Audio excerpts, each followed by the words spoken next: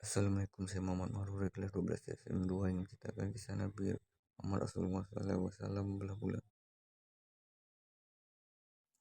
Kisah Nabi Muhammad SAW membelah bulan. Kisah ini terjadi sebelum Nabi Muhammad SAW hijrah ke Madinah. Pada awalnya kaum musyrikin meminta pembuktian atas kerasulan Nabi Muhammad melalui peristiwa terbelahnya bulan. Namun ketika Allah Subhanahu wa taala telah mengabulkan permintaan tersebut, kaum musyrikin malah ingkar. Hai kebencian kaum musyrikin Mekah terhadap Nabi Muhammad SAW alaihi wasallam tak kunjung berkurang, apalagi sebelum ini Nabi Muhammad baru mengalami peristiwa Isra Mi'raj, mana bila melakukan perjalanan satu malam dari Masjidil Haram ke Masjidil Aqsa, lalu dinaikkan ke langit tertinggi untuk bertemu dengan Allah Subhanahu wa taala dan menyaksikan hal-hal gaib. Sayangnya kaum musyrikin tidak bisa menerima kebenaran peristiwa Isra Mi'raj. Dengan alasan apapun, malam ini bulan sedang bersinar terang di langit. Tiba-tiba kaum musyrikin memiliki sebuah ide untuk membuktikan kerasulan Nabi Muhammad. Mereka pun mendatangi beliau pada saat Rasulullah sedang berada di mana, yaitu kawasan padang pasir yang letaknya 5 km di sebelah timur kota Mekah, sebagaimana telah disebutkan dalam hadis riwayat Bukhari dalam kitab Fat'ai As-Sahabah nomor 3656. Bulan terbelah saat itu kami bersama Nabi Shallallahu Alaihi Wasallam, di mana seorang musyrikin mengarahkan jari telunjuknya ke arah langit. Wahai Muhammad, lihat bulan, jika benar engkau adalah utusan Allah, maka buatlah bulan itu menjadi terbelah dua.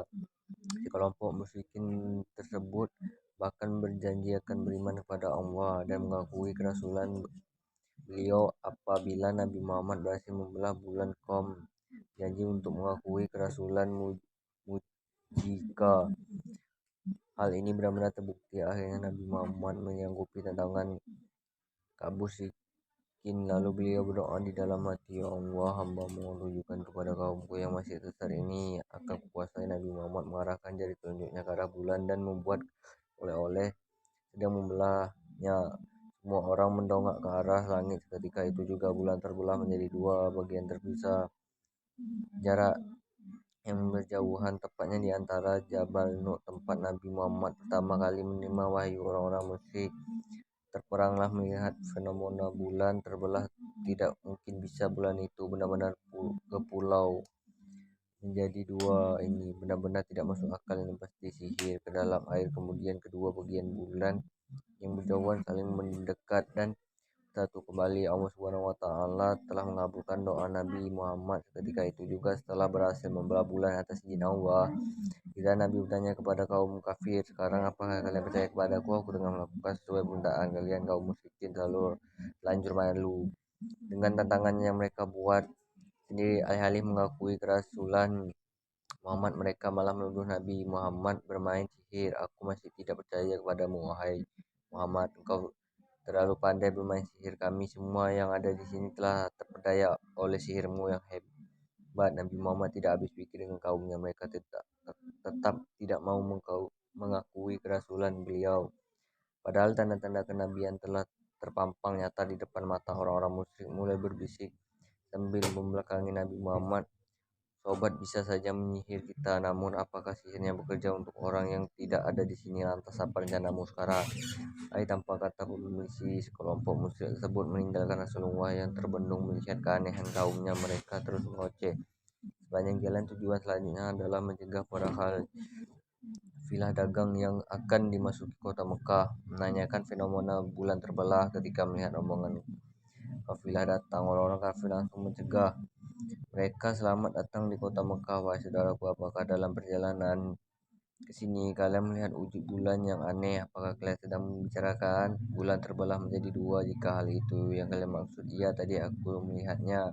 Anggota kafilah yang lain membenarkan perkataan temannya. "Aku juga melihat bulan itu terbelah menjadi dua dalam hal jauh." Tak lama kemudian bulan itu kembali menyatu. Orang-orang musyrik saling berpandangan satu sama lain. Meski telah mendengar jawaban dari para Bila namun mereka tetap mengingkari mukjizat dari Allah Subhanahu wa taala yang diturunkan kepada Nabi Muhammad. Berkenaan dengan peristiwa ini, Allah Subhanahu wa taala menurunkan surat Al-Qamah ayat 1 dan 2.